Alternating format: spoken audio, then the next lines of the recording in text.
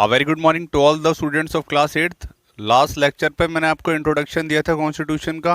मैंने आप लोग को एक स्टोरी बताई थी कि दो भाई बहन कैरम खेल रहे होते हैं। भाई बड़ा होता है, बहन छोटी होती है। लेकिन क्या होता है, लेकिन उसकी बहन बिना रूल्स के जब कैरम खेलती है तो एक क्योस क्रिएट हो जाता है। उसका भाई अल्टीमेटली क्या करता है, कैरम को फेंक देता है।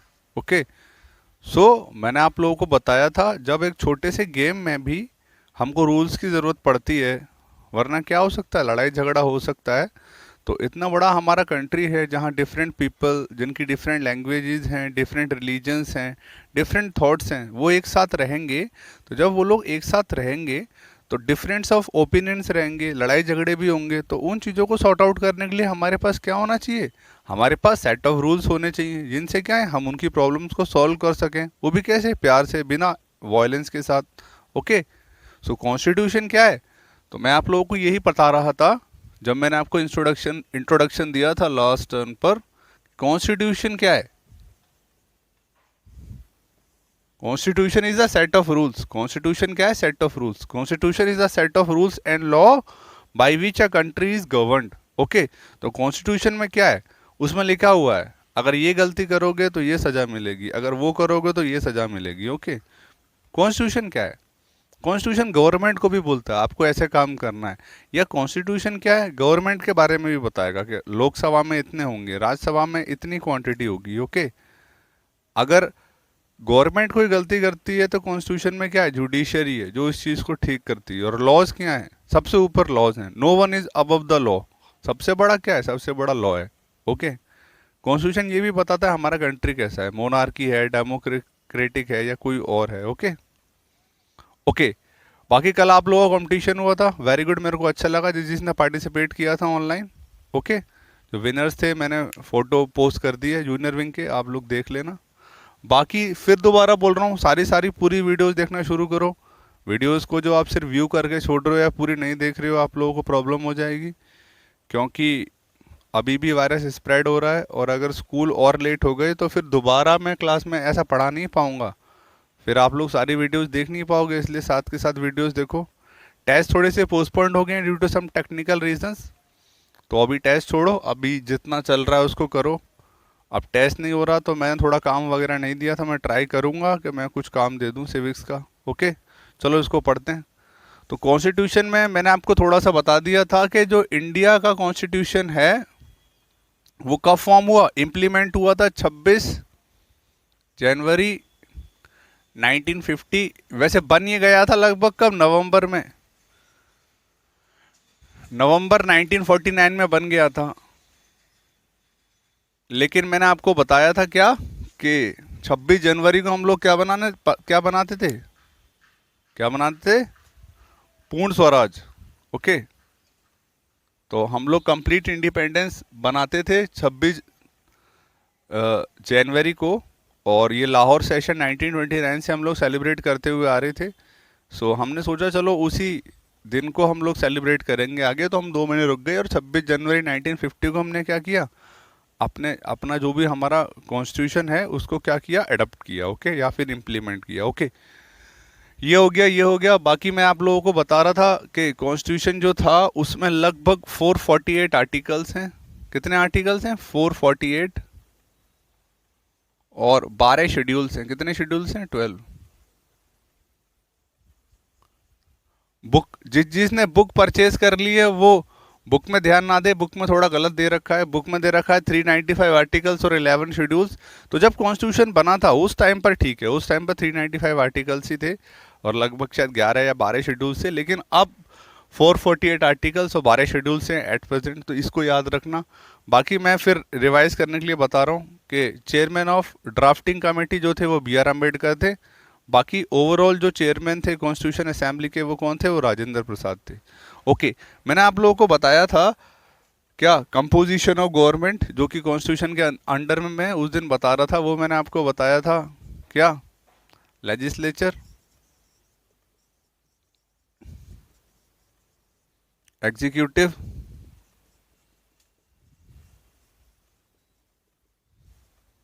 जुडिशरी।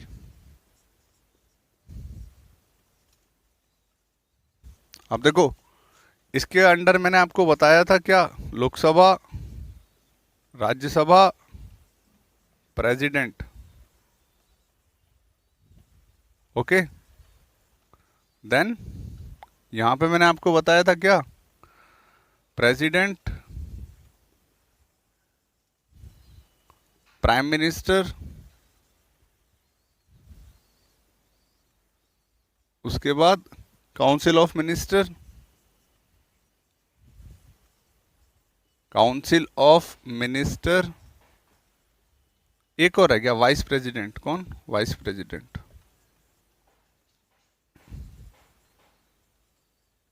ओके, जुडिशरी में मैंने आपको बताया था क्या, supreme court and high court. Supreme court the highest court of India, and supreme court के बाद हाई कोर्ट। थोड़ा सा फंक्शनिंग इनका बता देता हूँ, वैसे तो बुक में मिसिंग है, बट इस चैप्टर में सिर्फ इंट्रोडक्शन दे रखा है सब चीज़ों का, डेप्थ में कुछ भी नहीं है, तो देख लो। अब देखो, लोकसभा राज्यसभा क्या है, लेजिस्लेचर में आप काम करोगे, वैसे बताता हूँ, काम बता देता हूँ। देखो, लेजिस्लेचर का काम क्या है, लॉज को बनाना। इनका काम क्या है, जितने भी लॉज हैं फॉर्म करना। ओके, तो लॉज फॉर्म करना किसका काम है, लेजिस्लेचर का काम है। उन लॉज को एग्जीक्यूट करना, क्या करना, एग्जीक्यूट करना, वो किसका काम है, वो एग्जीक्यूटिव का काम है। ठीक है, और ये देखना कि जो लॉ एग्जीक्यूट हो रहे हैं उनमें कोई गड़बड़ तो नहीं है, या जो लॉ बने ऐसा तो नहीं है वो अनकॉन्स्टिट्यूशनल है। ओके, तो अगर ऐसा है कि जो लॉज बने हैं वो कॉन्स्टिट्यूशन के हिसाब से ठीक नहीं है, ढंग से एग्जीक्यूट नहीं हो रहे, तो फिर वो कौन देखेगा, जुडिशरी देखेगा। ओके, ओके, मैंने आप लोगों को बताया था इंडियन कॉन्स्टिट्यूशन में no one is above the law. India में क्या है, अबव द लॉ कुछ भी नहीं है। और जुडिशरी क्या है, जुडिशरी इंडिपेंडेंट बॉडी है। इंडिपेंडेंट बॉडी का मतलब, अगर कॉन्स्टिट्यूशन के जो सेट ऑफ रूल्स और लॉज हैं उनके हिसाब से कोई भी अगर गड़बड़ कर रहा है, कोई भी ठीक से काम नहीं कर रहा है, तो जुडिशरी इंडिपेंडेंट है, वो क्या कर सकती है, एक्शन ले सकती है। और जुडिशरी ने अगर एक बार एक्शन ले लिया, कोई चीज़ गलत है, तो फिर उस पर अमल होना ही होना है। एक बात और याद रखना, जुडिशरी इंडिया में इतनी ज़्यादा पावरफुल है कि अगर सपोज करो लेजिस्लेचर ने कोई लॉ बनाया, तो जुडिशरी उस लॉ को क्या कर सकती है, ख़त्म कर सकती है, नल एंड वॉइड कर सकती है। क्या कर सकती है, null and void. Null and void मतलब होता है खाली या बेकार करना। ओके, कुछ भी नहीं होता इसका मतलब उसकी पावर को नल एंड वॉइड करना। ओके, सो अगर इन लोगों ने कोई ऐसा लॉ बनाया जो कैसा था, जो अनकॉन्स्टिट्यूशनल था, तो judiciary have the power to make that law null and void. Okay, अब देखो, इन सब के कंपोजिशन होते हैं।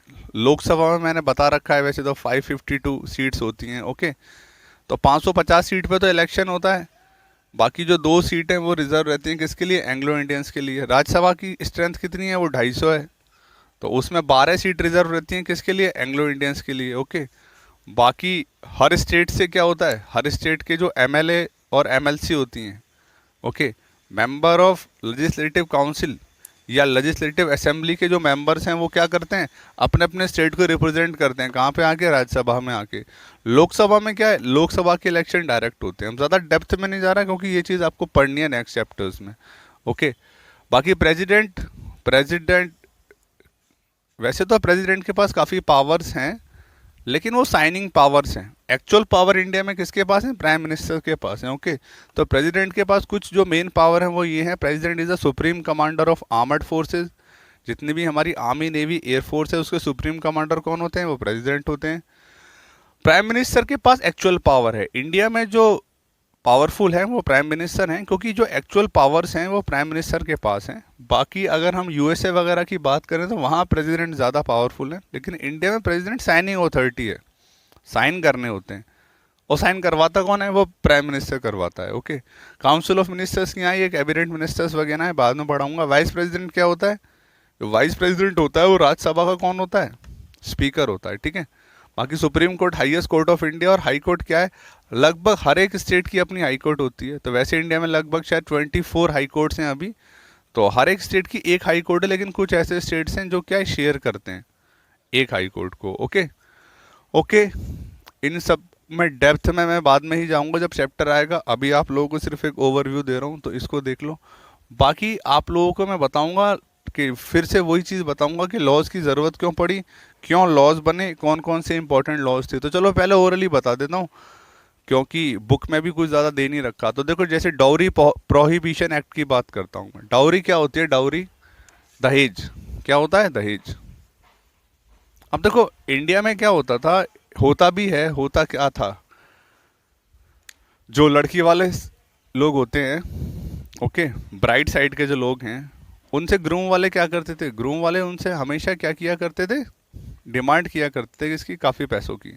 ओके, शादी जब होती थी उन लोगों की, तो अगर सपोज करो मेरी शादी हो रही है और मैं क्या कर रहा हूँ, लड़की वालों से डिमांड कर रहा हूँ कि मुझे गाड़ी चाहिए, मुझे इतने पैसे चाहिए, तो मैं एक तरीके से क्या मांग रहा हूँ? डाउरी मांग रहा हूँ। क्या मांग रहा हूँ? डाउरी। डाउरी की डिमांड कर रहा हूँ।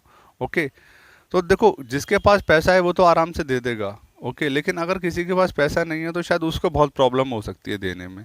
तो देखो ये क्या है? ये एक सोशल ईविल है। क्या है? Social evil. तो देखो इस सोशल ईविल को खत्म करने के लिए इंडिया ने क्या बनाया? डाउरी प्रोहिबिशन एक्ट बनाया। कब? 1961 में। जिसके तहत क्या कहा गया? जिसके तहत ये कहा गया कि अगर कोई डाउरी की डिमांड करता है, अगर कोई भी डाउरी की डिमांड करता है, तो उसको क्या हो सकती है? उसको 10 साल तक की सजा हो सकती है, और उसके साथ साथ उसके ऊपर हैवी पेनल्टीज भी लग सकती है। मतलब क्या लग सकता है? फाइन लग सकता है। ओके, लेकिन देखो अभी भी डोरी ली जाती है। ओके, लूप होल्स हैं, लेकिन क्या है, कुछ फ़ायदे हैं। जैसे आपकी बुक में केस स्टडी है शायद 2008 की, कि निशा नाम की एक लड़की थी, and she was software engineer, and उसकी जब शादी तय हो गई तो जो भी उसके फादर से बोला गया शुरू में, डाउरी छोटी मोटी वो चीज़ मान ली गई। लेकिन शादी के टाइम पर क्या हुआ? शादी के टाइम पर फिर उसके पापा से एकदम से बोला गया कि आपको क्या करना है, आपको इतने पैसे दो वरना हम लोग शादी वगैरह तोड़ देंगे। तो निशा ने क्या किया? उसने पुलिस को कॉल किया, एंड पुलिस को कॉल करने के बाद शादी भी उसने तोड़ी, और उसके साथ उसने क्या करा? इस डाउरी प्रोहिबिशन एक्ट को यूज़ करके जो लड़के वाले थे उनको सख्त क्या क्या क्या सजा भी दिलवाई। ओके, तो काफ़ी इंपॉर्टेंट होता है कि आप लोग अपने लॉज को जानो, आपके पास क्या क्या लॉज हैं, क्या क्या नहीं है। तो वो सारी चीज़ें आप लोग कहाँ पढ़ोगे? सिविक्स में पढ़ोगे, क्योंकि अल्टीमेटली जिस भी लॉ को आप यूज़ करते हो अपनी सेफ्टी के लिए, ठीक है, या फिर अपने राइट्स के लिए या अपनी ड्यूटीज़ के लिए, तो वो सब आपको यही मिलेंगे कॉन्स्टिट्यूशन के बनाए हुए। ओके, तो इसीलिए हम लोग बोलते हैं कॉन्स्टिट्यूशन क्या है, कि वो set of rules of law है, जिससे क्या है, कोई भी कंट्री क्या हो रहा है? गवर्नड हो रहा है। ओके, ओके, सो निशा की जो स्टोरी थी उससे आप लोगों को क्या सीखने को मिलता है? कि शी वॉज वेरी करेजियस। आप लोगों को भी करेजियस होना चाहिए, किसी भी ईवल्स को क्या है, सहते नहीं रहना चाहिए, आवाज़ उठानी चाहिए। ओके, तो ये केस स्टडी है बुक में, इसलिए मैंने आपको बताई है। वैसे तो इसके ऊपर वो था आप लोगों का प्रोजेक्ट था, लेकिन अब क्लासेस नहीं चल रही है तो प्रोजेक्ट को मैं नहीं करवा रहा हूँ। ओके, अब मैं आप लोगों को कुछ लॉज बताने जा रहा हूँ, जो कुछ लॉज हैं जो रह गए हैं, तो उन लॉज के बारे में आपको बताता हूँ। बाकी फिर यही बात बोलूँगा मैं कि आप लोग ट्राई करो कि आप लोग पूरी वीडियोस देखो, वरना मेरे को नहीं लगता कुछ समझ में आएगा। और बाकी जो 7 से आए, याद रखना, मैं उस चीज़ में ज़्यादा बिलीव नहीं करता हूँ कि मैं क्वेश्चन आंसर्स लिखवा रहा हूँ फिर मैं उन क्वेश्चन आंसर्स को रटवाऊँगा। ऐसे मेरा पढ़ाने का तरीका नहीं है। मैं सारा कंटेंट यहाँ पे देता हूँ, क्वेश्चंस भी खुद फॉर्म कर सकते हो। ओके, फालतू में वो बच्चों वाले काम में भरोसा नहीं रखता कि मैं क्वेश्चन लिखवाऊंगा कि ये क्या है, राम का बाप कौन था, फिर उसका नाम क्या है। इन सब चीज़ों में मेरे को इंटरेस्ट नहीं है बिल्कुल भी। मेरा काम है आपको कंटेंट देना, ज़्यादा से ज़्यादा मैं आपको कंटेंट दूंगा। कंटेंट को पढ़ लोगे तो कोई भी क्वेश्चन होगा आप उसका जवाब दे सकते हो। तो कंटेंट पे ध्यान दो, बड़े हो जाओ। अब वो रटी रटाई चीज़ों को छोड़ दो कि 4 क्वेश्चन याद कर लिए, सुबह पेपर में 2 आगे लिख दिए, वो सब छोड़ दो। अब थोड़े से बड़े हो जाओ। ओके, ओके, तो एक डाउरी प्रोहिबिशन एक्ट तो मैंने आप लोगों को बता ही दिया, डाउरी प्रोहिबिशन एक्ट 1961। ओके, उसके बाद देखो इंडिया में बच्चों क्या होता है, इंडिया में schedule caste and schedule tribes. देखो इंडिया में कुछ लो कास्टिस हैं, ओके, उनके साथ क्या होता है, बहुत ज़्यादा डिस्क्रिमिनेशन होता है। ओके, क्यों होता है डिस्क्रिमिनेशन? सिर्फ उनके बर्थ को लेके, कि वो क्या है, लो कास्ट में उनका बर्थ हुआ है, तो उनको एजुकेशन नहीं मिलती। उन लोगों को क्या नहीं मिलता? साथ बैठने का अधिकार नहीं मिलता। ऐसे ही शेड्यूल्ड ट्राइब्स के साथ होता है। शेड्यूल्ड ट्राइब्स क्या होते हैं बच्चों, कुछ लोग होते हैं जो जंगल वगैरह में रहते हैं, आदिवासी जो होते हैं, तो वो क्या है, मेन जो हमारा अर्बन लैंड है उससे काफ़ी दूर है, तो वो लोग भी अगर किसी कारण से शहर में आते हैं तो उनका भी क्या होता है, ऐसे एक्सप्लॉयटेशन होता है। तो इन सारी चीज़ों को रोकने के लिए क्या है, इन सारी चीज़ों को रोकने के लिए गवर्नमेंट ने क्या बनाए, कुछ लॉज बनाए हैं। तो ऐसी schedule caste and schedule tribes का भी क्या है, प्रिवेंशन एक्ट बनाया गया। कब? 1989। याद रखना कब बना था, 1989, ठीक है। और अगर डाउरी वाला भूल गए हो तो फिर बता रहा हूं, ये जो डाउरी प्रोहिबिशन एक्ट था ये बना था 1961। Dowry prohibition act 1961। ओके, थोड़ा सा मैनुअल स्केवेंजिंग के बारे में आप लोगों को बता देता हूँ। चैप्टर भी है और आप लोगों ने शायद पढ़ा नहीं होगा अभी तक, तो मुझे लगता है।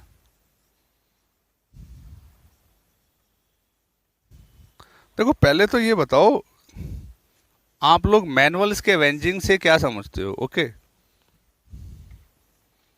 देखो ये जो साफ सफाई करने वाले लोग होते हैं, ओके, और जितनी भी ये नाली वगैरह साफ़ करते हैं, ओके, नाली वगैरह साफ़ करने के बाद जितनी भी लैट्रिन्स होती हैं गांव वगैरह में बनी हुई होती हैं, शहर में हैं, कभी कभार अभी इनमें क्या होता है, ड्रेनेज सिस्टम होता है, ओके, तो वो सब ब्लॉक हो जाती हैं, या उन सब की सफाई करने वाले जो लोग होते हैं उनको बोलते हैं हम लोग मैनुअल स्केवेंजर्स। क्या बोलते हैं?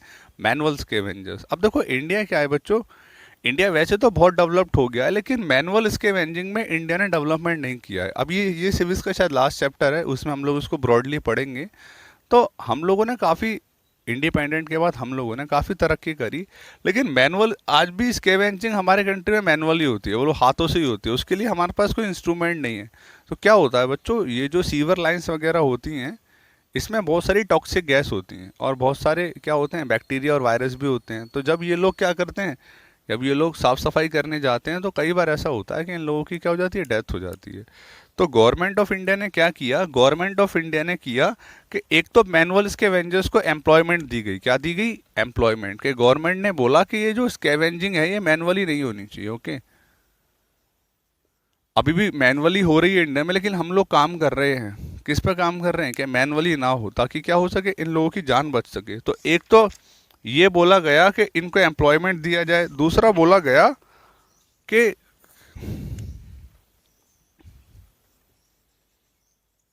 जो कंस्ट्रक्शन है, किसका कंस्ट्रक्शन है, ड्राई लैट्रिन्स का, तो ड्राई लैट्रिन्स का जो कंस्ट्रक्शन है वो रोक दिया जाए, ठीक है।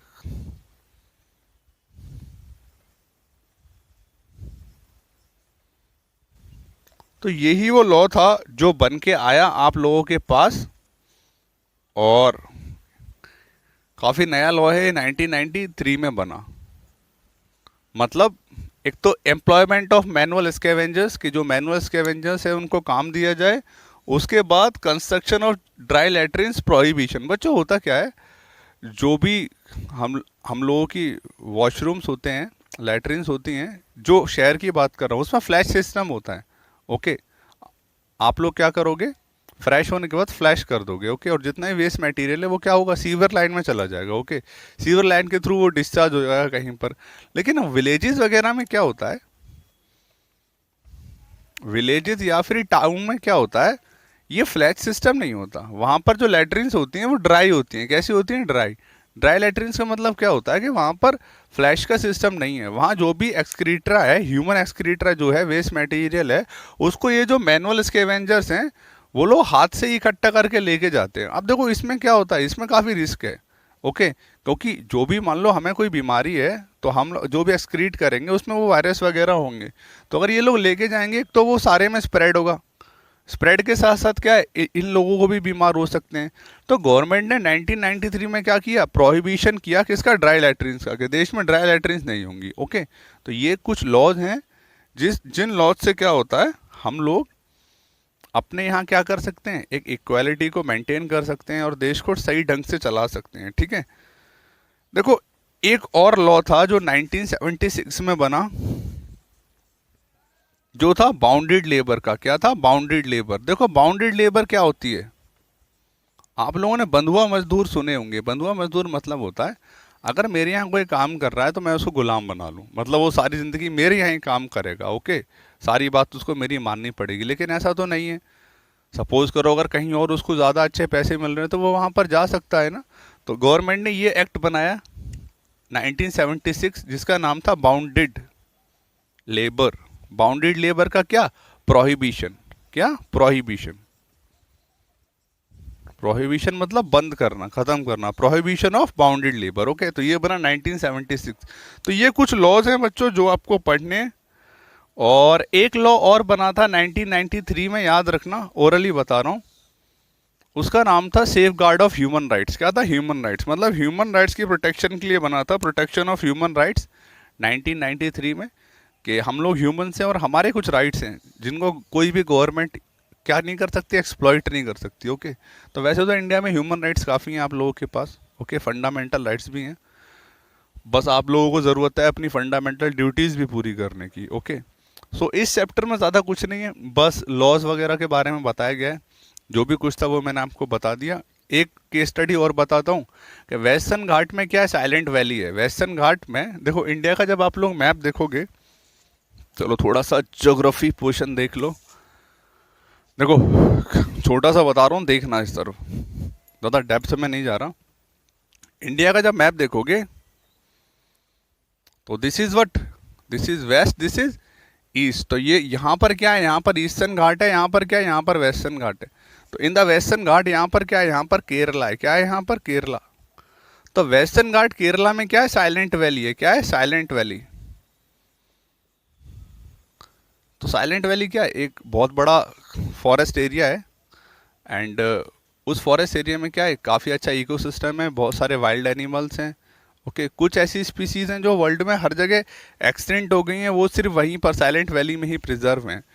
तो क्या हुआ था, साइलेंट वैली में एक हाइड्रोइलेक्ट्रिक प्रोजेक्ट बनने जा रहा था एक रिवर पर, और उसके लिए क्या करना था, रिजर्वर बनाना था। और जब वो रिजर्वायर बनता तो क्या होता, इकोसिस्टम जो साइलेंट वैली का है वो ख़राब होता, फ्लड हो जाता एरिया। तो वहाँ के एक एनजीओ ने क्या किया, वहाँ के एनजीओ ने अखबार में आर्टिकल्स निकाले, न्यूज़ रिपोर्ट्स निकाली। ओके, जो गवर्नमेंट थी केरला की, उसको बोला कि इकोसिस्टम ख़राब होगा। और जब गवर्नमेंट ने इस चीज़ को देखा, इस चीज़ के प्रॉफिट और नेगेटिव पॉइंट्स को क्या किया, मेज़र किया, तो गवर्नमेंट को भी लगा कि हाँ, इससे इकोसिस्टम ख़राब होगा। तो अल्टीमेटली क्या हुआ, अल्टीमेटली जो रिजर्वायर और हाइड्रोइलेक्ट्रिक प्लांट बनने वाला था साइलेंट वैली में, उसको रोक दिया गया। तो देखो ये सारे काम किसके हैं, ये सारे काम लॉज हैं। आपको भी आपके राइट्स के बारे में पता होना चाहिए। ओके, ऐसा नहीं था, कुछ लोग चाहते थे वो डैम बन जाए, उससे क्या होता है, एम्प्लॉयमेंट क्रिएट होती, लेकिन उसके नेगेटिव कॉज ज़्यादा थे। ओके, क्योंकि इकोसिस्टम को प्रोटेक्ट करना हमारी ड्यूटी है। ओके ओके, इस चैप्टर में और ज़्यादा कुछ है नहीं, आप इसको पढ़ना, जो सब मैंने आपको बताया, ये लॉज वगैरह पढ़ लेना, थोड़ा सा ध्यान देना जुडिशरी पे। ओके, बाकी और कुछ नहीं है। और मैं कुछ इसके क्वेश्चन आंसर्स करवाऊंगा, तो वो मैं